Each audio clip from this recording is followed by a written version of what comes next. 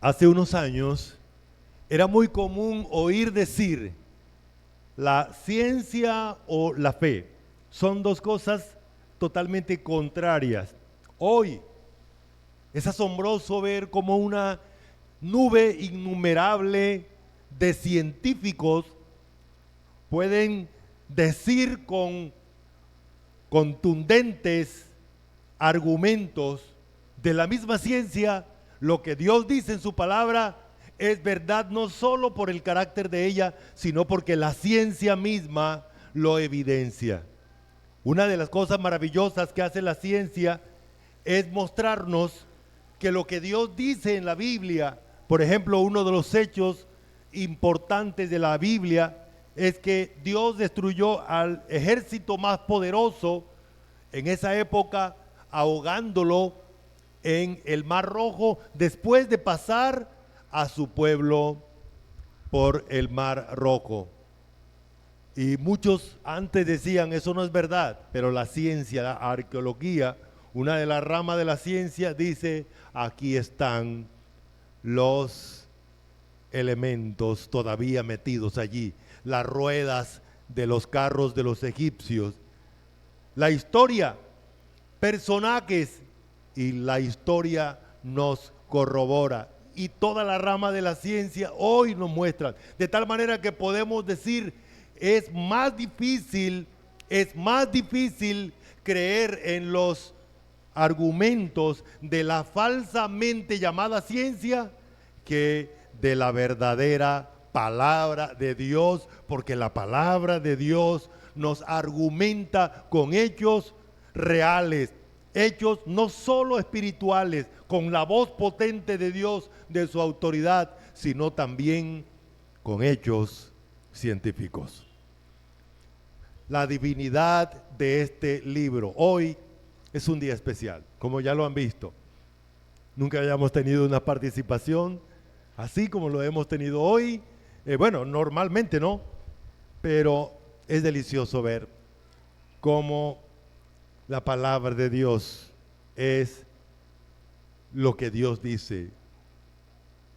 Es el texto, un documento escrito por Él mismo.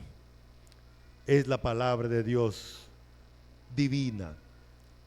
Vamos a leer 2 versículos más y esta vez vamos a hacerlo por naves. Esta nave entonces va a leernos Segunda de Timoteo capítulo 3 versículo 14 y 15 y esta nave muy fuerte van a leer entonces el versículo 16 y 17. ¿Listo? 1, 2, 3.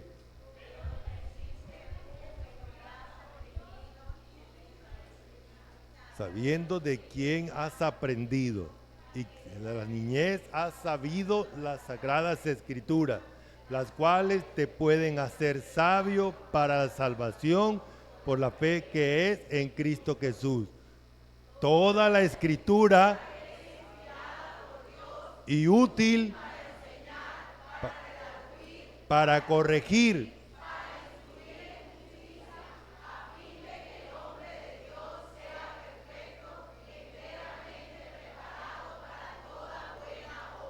entonces esto es lo que nos atañe hoy.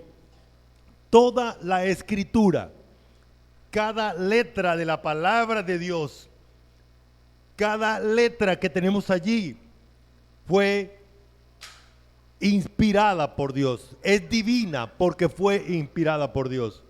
Entonces, la Biblia contiene 3.566.480.000 letras. Este libro, este texto que usted tiene ahí en sus manos, contiene todas esas letras. Y cada una de esas letras que están allí fueron producidas por ese Dios maravilloso. Por eso se llama la palabra de Dios. Antes de ello, también quiero decirles que hay muchos comentarios. Ese libro lo escribió la Iglesia Católica, lo escribió algunos evangélicos, lo escribieron algunos hombres. Pues no, se llama la palabra de Dios porque la escribió Dios. ¿Así es? Y como decía mi hermana Ana hace un ratico cuando estaba haciendo el comentario, ¿cómo es posible que un libro, una de las cosas maravillosas que este libro evidencia es la unidad? Fue escrito por 40 hombres en un periodo aproximado de 1600 años y hay una unidad impresionante porque es Dios el que la escribió a través de estos hombres y a través de la historia. La Biblia también tiene 773.746 palabras, 31.102 versículos, 1.189 capítulos. ¿Y cuántos libros? ¿Cuántos libros? 66 libros.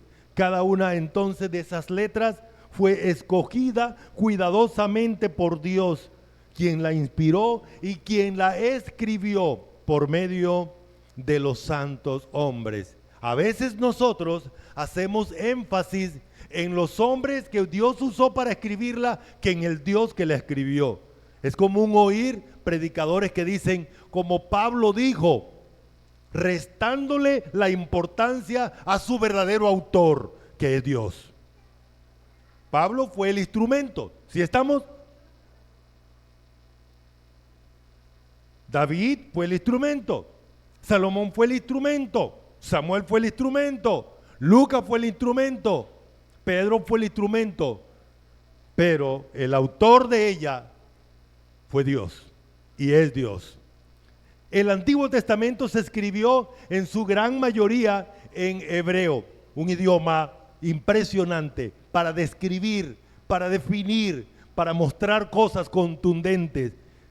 Y algunos pasajes fueron escritos en arameo. Y el Nuevo Testamento fue escrito en el griego koiné o el griego común. Aunque había otras clases de griego en la época, Dios utilizó el griego koiné. La Biblia hebrea, o sea, los 39 libros del Antiguo Testamento, se dividen en tres partes. Uno, los libros de Moisés, o algunos le dicen también el Pentateuco, o la Torá, o los libros de la ley. Los escritos, y los escritos están allí incluidos los libros poéticos, los libros históricos, y por último los profetas. Los profetas. Entonces, esos profetas incluyen los mayores y los menores que nuestra Biblia hicieron alguna diferencia. El Nuevo Testamento comienza con 4 evangelios, un libro de historia del inicio de la iglesia, las cartas y termina con el libro de Apocalipsis, la revelación. Ahí hay algunos datos más, ahí en la siguiente imagen, como por ejemplo el centro de la Biblia. ¿Cuál es el centro de la Biblia que se considera? ¿Cuál es? Salmo 118, versículo. El salmo más, o el capítulo más largo de la Biblia, ¿cuál es? Salmo 119. El más corto, 117 se dice. Exacto. Y ahí hay varios detalles que vale la pena mirar. La primera cosa que encontramos en esta aseveración de segunda de Timoteo capítulo 3 versículo 16, que usted tiene que tener la firmeza, la seguridad, es que toda y cada una, cuando la Biblia dice toda la escritura fue inspirada por Dios. La primera cosa que está diciendo es que todas y cada una de las grafías, de las letras que se utilizaron para escribir ese texto sagrado, ese texto maravilloso, no es producto humano. No es producto humano. No fueron los hombres que Dios utilizó los que quisieron escoger esas letras, esas palabras. ¿Quién las escogió? ¿Quién las escogió? Dios.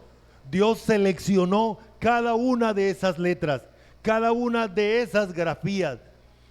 La otra cosa es que Dios mismo usó esas letras para escribir lo que Él quiso. Si usted lee en el Antiguo Testamento, Dios le dice a Moisés, escribe esto, escribe esto, escribe esto. De hecho, ¿recuerdan ustedes cuando Dios le dice a Moisés: ve, búscate 2 tablas y sube al monte Sinaí? ¿Y quién escribió los decálogos, el decálogo? ¿Quién lo escribió ahí en las tablas? Fue Dios, fue Dios. Y si usted sigue leyendo en el Antiguo Testamento, dile a la nación de Israel: escribe, escribe. Y cada uno de los profetas tenía de parte de Dios la orden precisa de escribir. Cuando Dios escribe la última carta, Apocalipsis, le dice a Juan: cierra, sella, porque ya no voy a escribir más. No hay más palabras. La profecía entonces es eso, lo que Dios escribió usando a hombres. ¿Cuántos hombres? Aproximadamente 40 hombres en un periodo de 1600 años.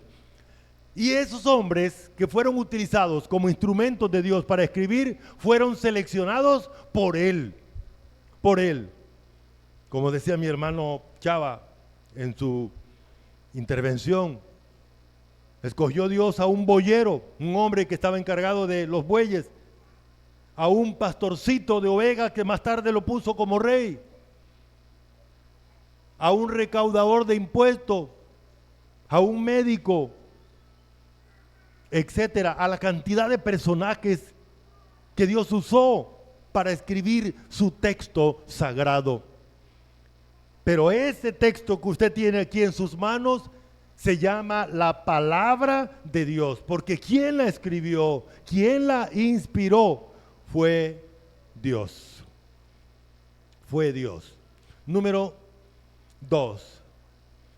El origen de ese libro que usted tiene aquí en sus manos, o que lo tiene en el celular y que lo tiene en el corazón, es Dios. Es Dios. Voy a pedirles por favor que me ayuden leyendo juntos este otro versículo que es igualmente de contundente al que estamos estudiando y que nos aporta para enfatizar lo que Dios está diciendo ahí. Dice así: entendiendo primero esto, que ninguna profecía de la Escritura es de interpretación privada, porque nunca la profecía fue traída por voluntad humana, sino que los santos hombres de Dios hablaron siendo inspirados por el Espíritu Santo. Quienes afirman que este libro fue escrito por hombres no entienden esta verdad que Dios mismo está recalcando allí. Este libro no pertenece a humano alguno. Este libro no pertenece a institución humana alguna. Este libro no le pertenece a ninguna organización humana. ¿Sabe por qué? Porque es originado por Dios, porque es de Dios y porque Él lo escribió, lo inspiró, y Él mismo es el que le enseña a cada uno de los que creen ese maravilloso libro a través de su Santo Espíritu. Ninguna profecía. Está totalmente prohibido que la Biblia se use de manera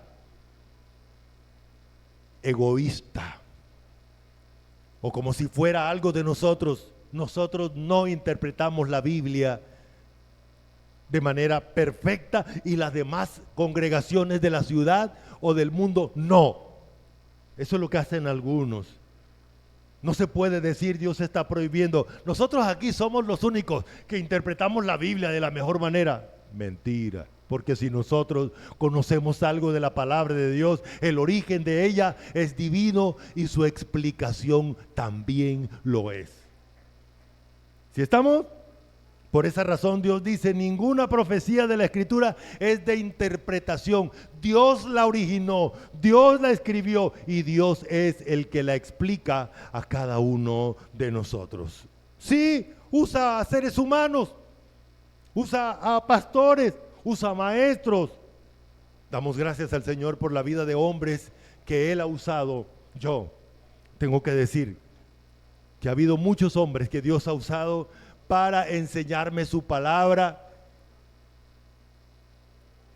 y que el Señor no me permita tener un corazón lleno de ingratitud hacia Dios y hacia las personas que Él ha usado. Y nosotros aquí también, hermanos, nosotros aquí también, no voy a nombrar a ninguno, pero Dios ha usado hombres para que esta organización sea lo que hoy es. Ahora, eso quiere decir que los hombres fueron instrumentos de Dios, pero al fin y al cabo es Dios el que tiene, el dueño de su palabra. El dueño de la palabra de ese libro se llama Dios, y el que le explica de manera particular y de manera especial en cada creyente es el mismo Dios. ¿Estamos? La escritura no fue traída por voluntad humana, no fue Pablo el que quiso decir lo que dijo, fue Dios. ¿Sí estamos? ¿Sí estamos? Entonces no es correcto que yo me pare aquí al frente y decirles, hermanos, es que Pablo nos manda a los maridos a que amemos a las mujeres. No, de hecho, porque el texto dice, así como Cristo. Entonces, Dios no tiene menos autoridad que Pablo. El que tiene la autoridad para mandarme a mí a que ame a mi esposa es Dios. Y el ejemplo es su hijo, que también la ama.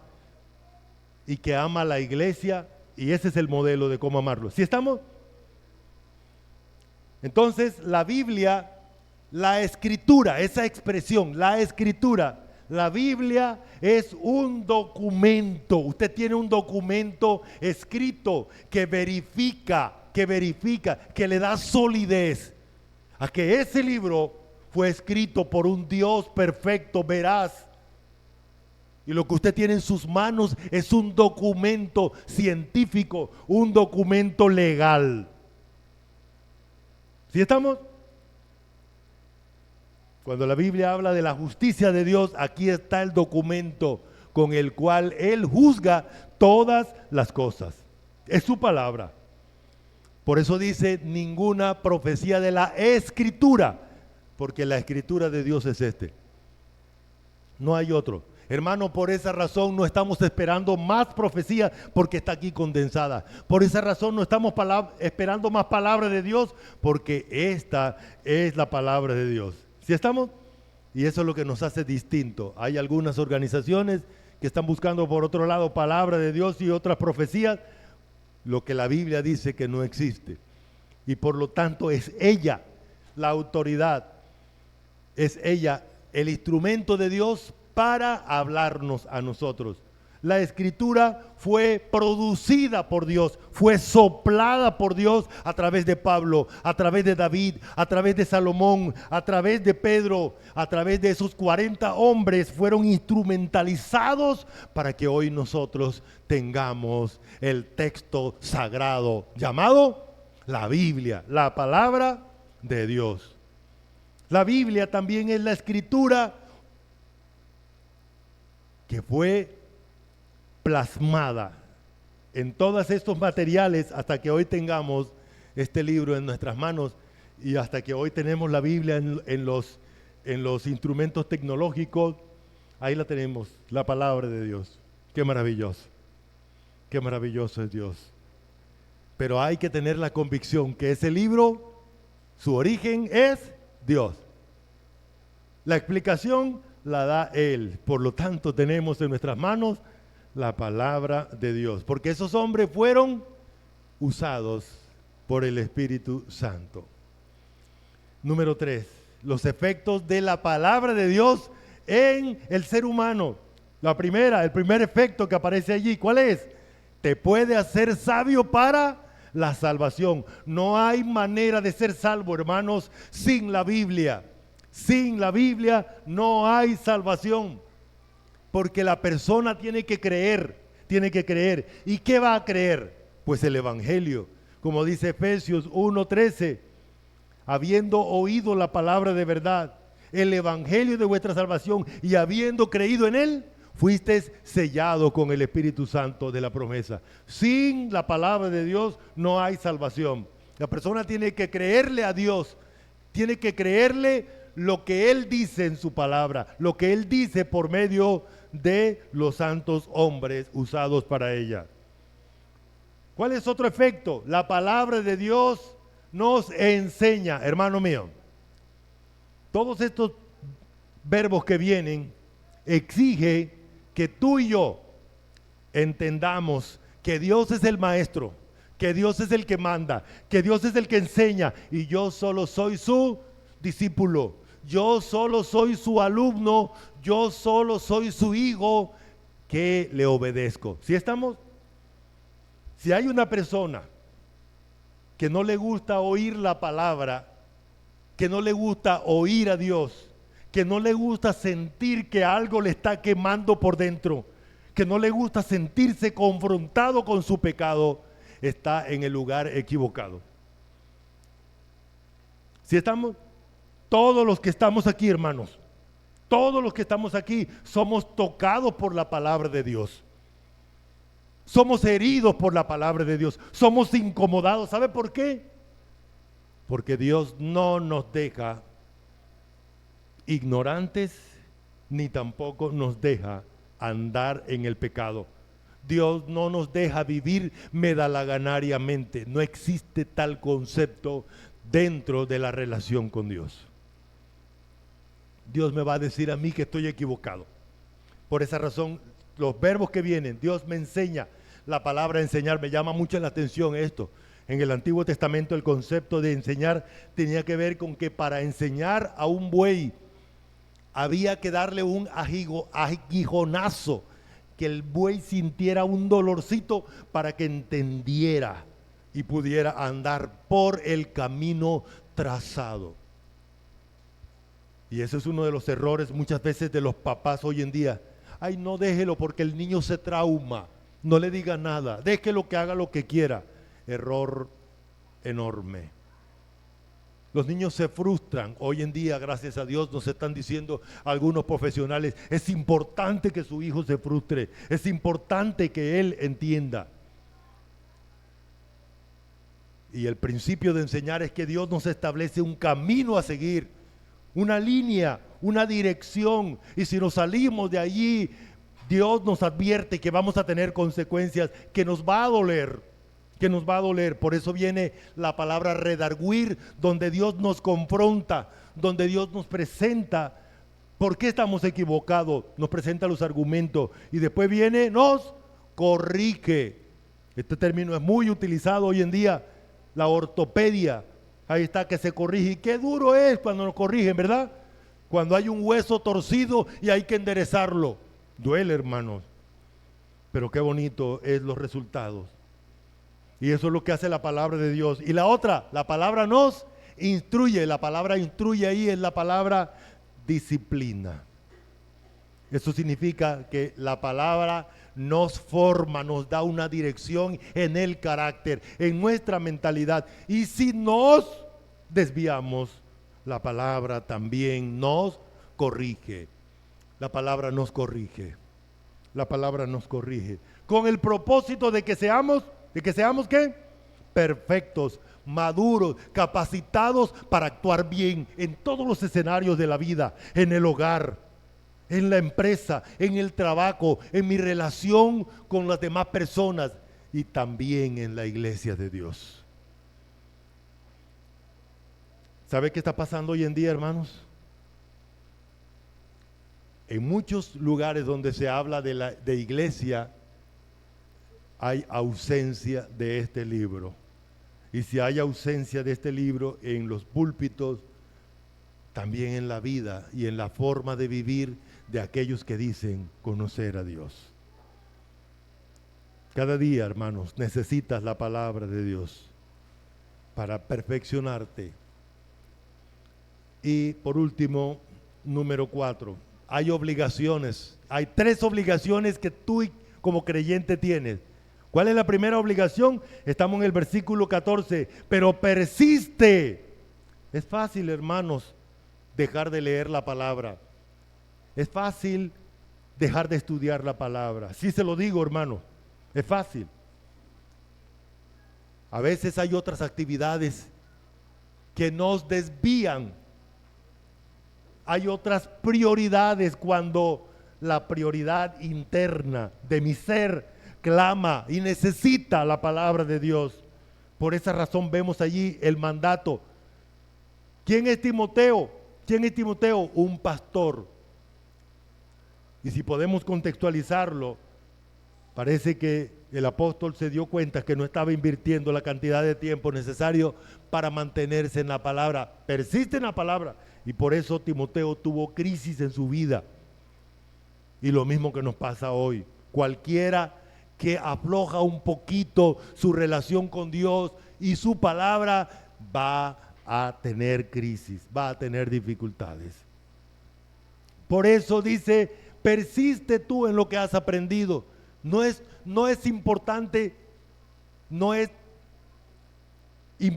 entonces mantenernos en lo que hemos aprendido por encima de todas las cosas.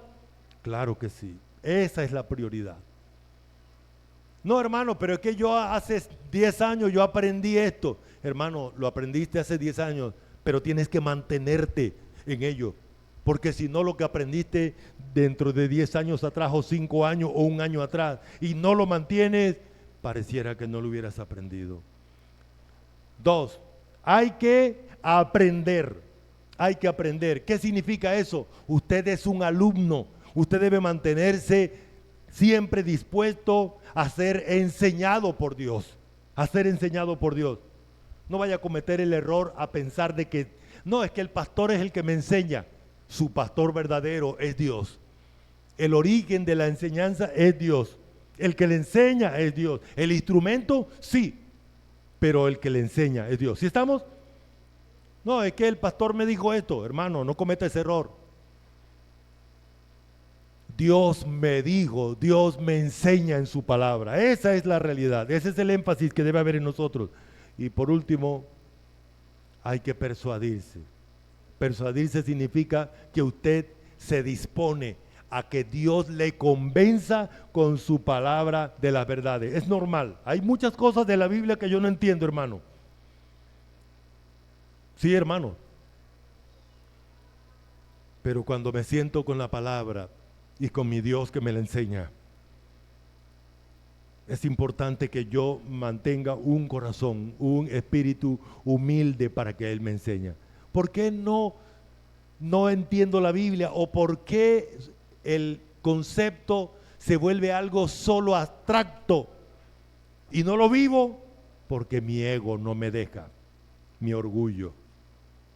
Conozco y de pronto quiero que otros apliquen lo que yo no estoy aplicando. Vale la pena recordar eso, hermanos. Ese es otro concepto.